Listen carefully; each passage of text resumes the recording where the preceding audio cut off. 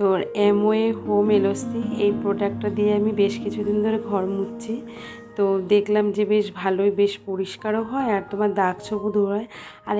আরেকটা হচ্ছে তোমার এর গুণ, এটা তোমরা ব্যবহার করে জলটা তোমার ফেলতেও লাগবে না, যে কোনো ফুল গাছে বলো দিলে এটা খুব দারুণ কাজও করে। তো এক দিদিভাই আমাকে জোর করে এটা দিয়েছে, বলছে সোমা তুমি এই প্রোডাক্টটা ইউজ করে দেখো, তোমার খুব ভালো লাগবে, তুমি আবার আমার কাছে অর্ডার করবে এটা। তো হ্যালো বন্ধুরা, good morning and welcome back to my channel. কেমন আছো সবাই? আশা করছি সবাই ভালো আছো। আর সোমা দেওয়া ব্লগে তোমাদের ভালোবাসা, অনেক অনেক স্বাগত এইভাবে পাশে থাকার জন্য, সাথে থাকার জন্য। তো চলো আজকের ব্লগটা তোমাদেরকে সঙ্গে নিয়ে এখান থেকে শুরু করছি। তো আই হোপ আজকের ব্লগটা তোমাদের ভালো লাগবে। তো টাইটেল আর থাম্বনেল দেখে বুঝেই গেছো আজকের ব্লগটা কী নিয়ে।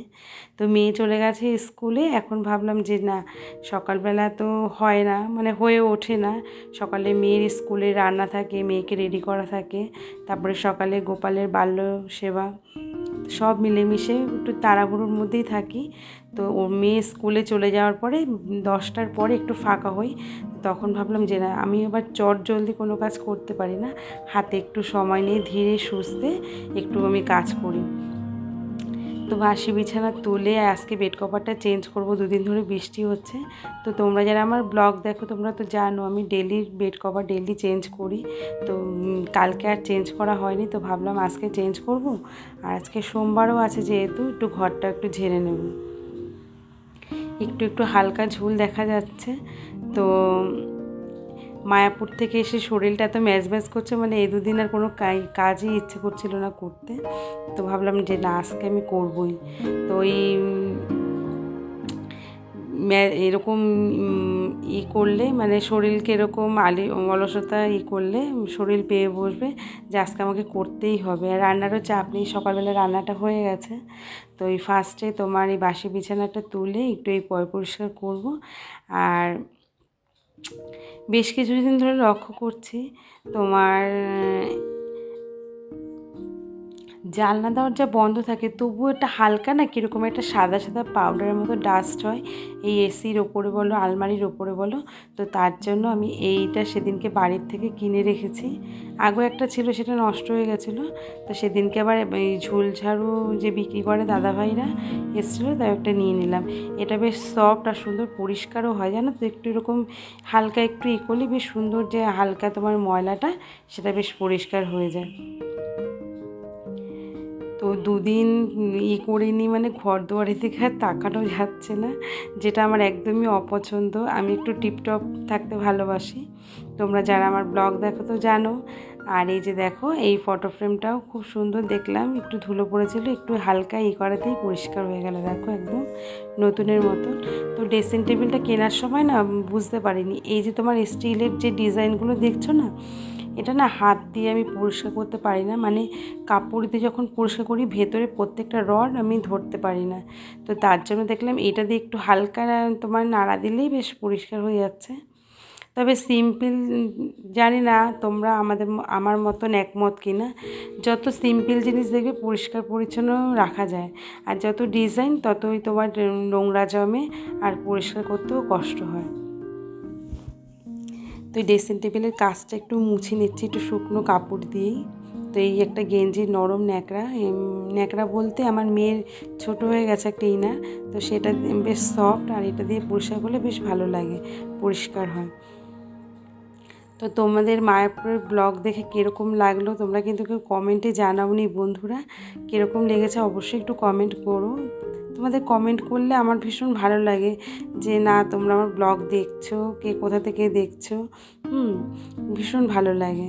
তো প্লিজ রিকোয়েস্ট রইলো, আজকের ব্লগটা দেখে কীরকম লাগলো কমেন্ট করো, আর যদি ভালো লাগে একটা লাইক করে দিও। তোমাদের এই একটা লাইক অনেকটা মনের জোর বাড়িয়ে দেয়। আর এখন থেকে তো আমি নতুন টাইম সেট করেছি, তোমরা বুঝতেই পারছো, দুপুর 2টোর সময় আমার ব্লগ আসে। তো সকালবেলা আগে তো 10টার সময় দিতাম, এর জন্যই হয়ে উঠতো না, একদিন দিতাম তো দুদিন দিতে পারতাম না, যেহেতু সকালবেলাটা আমার খুব চাপের ওপর যায়। তার জন্য ভাবলাম যে না, এই দুপুরের টাইমটায় মেয়ে স্কুলে চলে গেলে তবে ফাঁকা থাকি, তো এই টাইমটায় আমার সুবিধা হবে। তো টাইমটা তোমাদের পছন্দ হয়েছে কিনা একটু জানিও। আর এরপরে সব একটু এই যে বেড টেবিলের ওপরে যে কভারটা একটু ঝেড়ে নিলাম, আর এসির রিমোটটা আর মোবাইলটা একটু পরিষ্কার করে নিলাম। তো আমি যখনই বাসি বিছানা তুলি আমি একটু এই খাটের যে রাউন্ডটা এটা একটু মুছে নিই, এটা আমার বরাবরের অভ্যেস।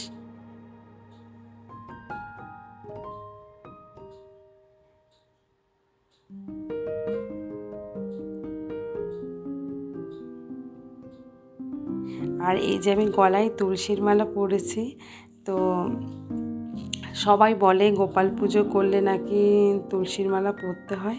তো ভেবেছিলাম যে আমার লাড্ডু গোপালকে নিয়ে যখন আমি মায়াপুর যাব ওখান থেকেই তুলসীর মালা পরবো।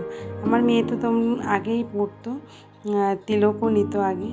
তো আমি আর আমার হাজব্যান্ড আমি ওখান থেকে নিয়ে এসেছিলাম তুলসীর মালা, তো আমরা পরেছি। কালকে যেহেতু খুব ভালো একটা দিন ছিল, পূর্ণিমা।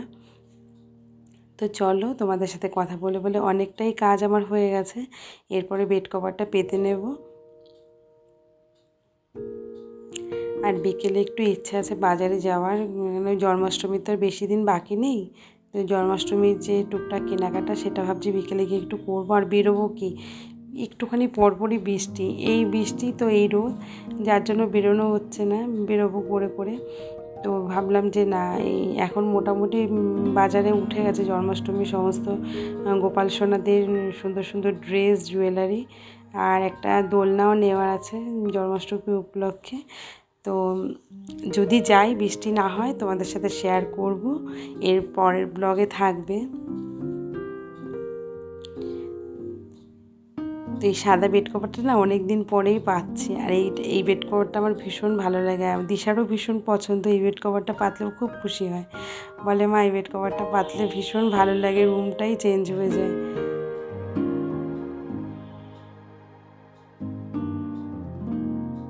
আর তোমার বুধবার দিন আমরা মায়াপুর গেছিলাম, বৃহস্পতিবার বিকেলে এসেছি। তো তারপরে এসে শুক্রবার দিন একটা বালিশ বানিয়েছিলাম, যেহেতু মেয়ের এই দেখো ছোটো কোল বালিশটা ছোটো হয়ে গেছে ওর কাছে, তো এটাও নিতে চায় না, ওই বাবার বালিশটা নিয়ে কাড়াকাড়ি করে। তো তার জন্য আমি তোমাদের দাদাভাইকে বলেছিলাম তুলো কিনে নিয়ে আসতে, তো তুলো কিনে নিয়ে এসেছিলো, আমি বাড়িতেই বানিয়ে দিয়েছি। তো আজকে প্রথম এই কভার ভরে দেব। এখন তো স্কুলে গেছে, দেখেনি, বাড়িতে এসে দেখলে খুব খুশি হবে। তো বালিশটা বানিয়ে ওপরে ঘরে রেখেছিলাম রোদ দেওয়ার জন্য। তা আজকে বাড়ি এসে এই নতুন বালিশটা দেখে যা আনন্দ হবে ও, তো প্রতিদিন ওই বাবার বালিশটা নিয়ে যুদ্ধ করে, ছোটো বালিশটা এখন নিতেই চায় না।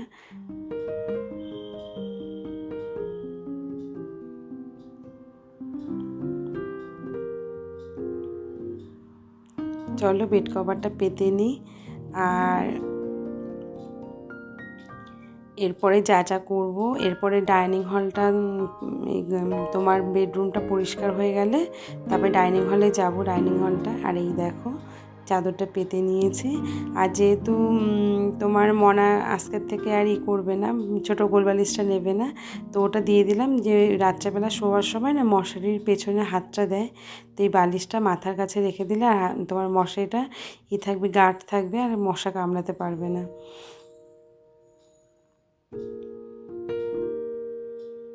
তো এই বর্ষার জন্য ভেতরে মশা আসে দেখে, আর এখন আবার ডেঙ্গুরও তোমার শোনা যাচ্ছে, তো তার জন্য জানলাটা না খুলছি না 2-3 দিন ধরে, জানলাটা দেওয়াই।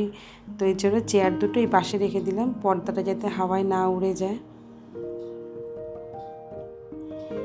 তো সাদা জিনিস এই তোমার একটু পরিষ্কার পরিচ্ছন্ন বেশি রাখতে লাগে, তো একটু মুছে নিচ্ছি। আর আজকের ব্লগটা তোমাদের কীরকম লাগলো বন্ধুরা অবশ্যই কিন্তু কমেন্টে জানিও। আর এই যে দেখো পুরো ফুল বেডরুমের লুকটা পরিষ্কার করাতে কতটা ভালো লাগছে দেখতে।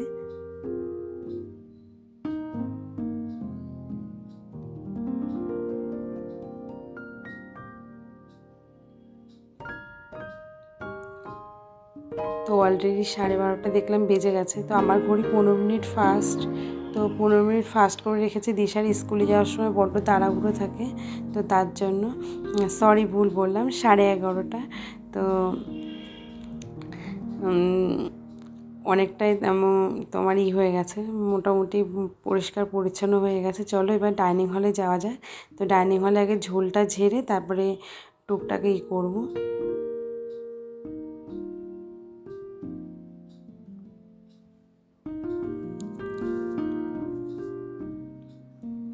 যেহেতু তোমার ওয়ালের রঙটা হচ্ছে গিয়ে লাইট পিঙ্ক, আর নোংরা হলে না বড্ড বাজে লাগে দেখতে, একটু নোংরাতেই মনে হয় কি অনেকটা বেশি নোংরা।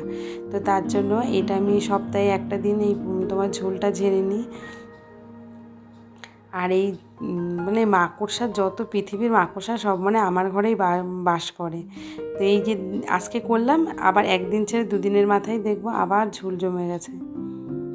মানে ঝুল বলতে তোমার এই যে মাকড়সার যে জাল করে, তো সেই জাল।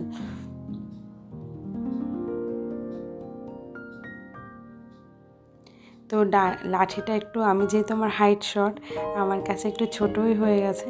তো তারপরে এই ওয়ালটাকে একটু পোষা করে নিচ্ছি। আর এই যে কাঠবিড়ালিটা দেখছো, এটা সেদিনকে না পড়ে গিয়ে লেজটা ভেঙে গেছে। তো দিশার খুব মন খারাপ, এটা অনেক বছরে, এটা ওর পিসি দীঘার থেকে এনে দিয়েছিল। তো দিশার একটা ছোটোবেলার থেকে খুব ভালো গুণ, ও কখনো জিনিস আজ পর্যন্ত একটা জিনিসও নষ্ট করে। একবার একটা কাপ ভেঙেছিল, এই রিসেন্ট হবে মানে মাসখানেক আগে। তো সেটা ওর দোষে না, আমারই রাখা ভুল হিসেবে ছিল। তো ছোটোবেলার থেকেই ওর জিনিসের প্রতি ভীষণ ভালোবাসার, খুব যত্ন। খেলা করবে, খেলা করে আবার জায়গার জিনিস জায়গায় রেখে যাবে। তার জন্য যখন কেউ এসে, কোনো বাচ্চারা এসে ওর জিনিসে হাত দেয় না, ও বড্ড রেগে যায়। কেন, ও কখনো কারো বাড়ি থেকে কোনো জিনিসে হাত দেয় না। তো তার জন্য কেউ যদি এসে হাত দেয় ভীষণ রেগে যায়, বলে মা আমি তো কারো বাড়ি থেকে কোনো কিছুতে হাত দিই না। আর অনেক বাচ্চারা না এসে কী বলো তো, খেলবে ঠিক আছে, নষ্টও করে ফেলে। তো তার জন্য তো সেই দিনকে এই কাঠবিড়ালির লেজটা ভেঙে যাওয়া, তোর খুব মনটা খারাপ। তো সব জিনিস ছোটোবেলার মানে যত খেলনা এখনও যত্ন করে রেখে দিয়েছে। তো এই টিভিটা একটু পরিষ্কার করে নিচ্ছি, যেহেতু তোমার অনেক প্রায় আমাদের এই টিভিটা 10 বছর তো বেশি ছাড়া কম হবে না, ঠিক মনে পড়ছে না। তো এখনও পর্যন্ত টিভির স্ক্রিন আমি মুছিনি। তো ওখান থেকেই বলে দিয়েছিল, যে আমি যেখান থেকে নিয়েছিলাম খোসলা থেকে, তো ওরা বলেছিল যে এরকম টিভির ভেতরে কখনোই মুছবেন না, তাতে স্ক্রিনটা খারাপ হয়ে যাবে। তো এই সব সময় করি আমি, একটু সাইড দিয়ে হালকাভাবে একটু পোষা করে নিই। আর মনার পড়ার টেবিলটা একটু পোষা করে নিলাম।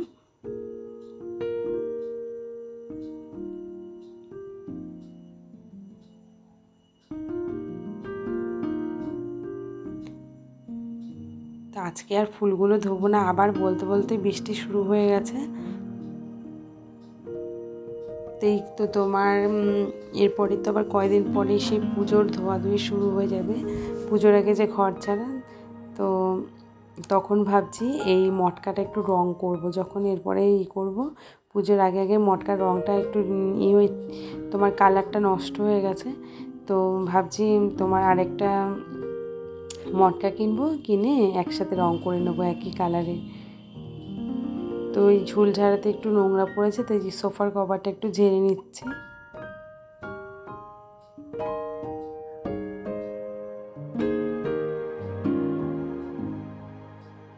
আর বন্ধুরা দেখো, আমার আরিকাটা কি সুন্দর হয়েছে। এটা বাইরে ছিল, তো ঘরে নিয়ে এসেছি। বর্ষাকালে বাইরে থাকলে নষ্ট হয়ে যাবে, তো তার জন্য ঘরে নিয়ে এসেছি। কিছুদিনের জন্য বাইরে রেখেছিলাম।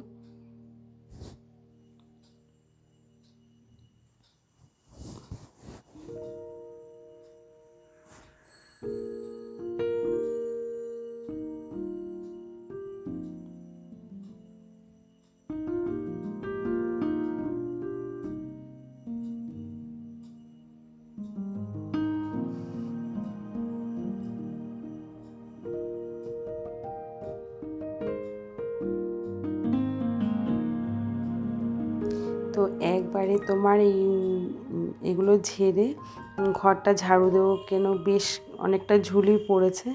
ঘরটা ঝাড়ু দিয়ে ঘর মুছে তারপর স্নান করে যাব দুপুরের পুজো দিতে।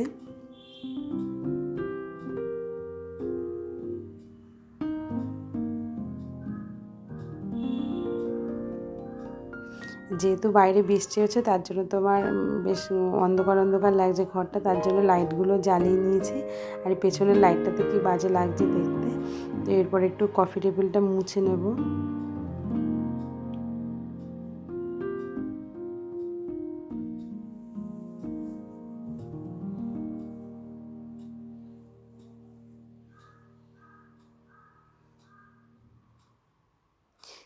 তো আজকে ফুলগুলো তো ধুলে আর শুকাবে না, তার জন্য একটু ঝেড়ে নিলাম। কালকে যদি রোদ ওঠে ফুলগুলো একটু ধুয়ে নেব, সব ফুল, ঠাকুরঘরের ফুলটাও ধুতে হবে। তো চলো, মোটামুটি হয়ে গেছে।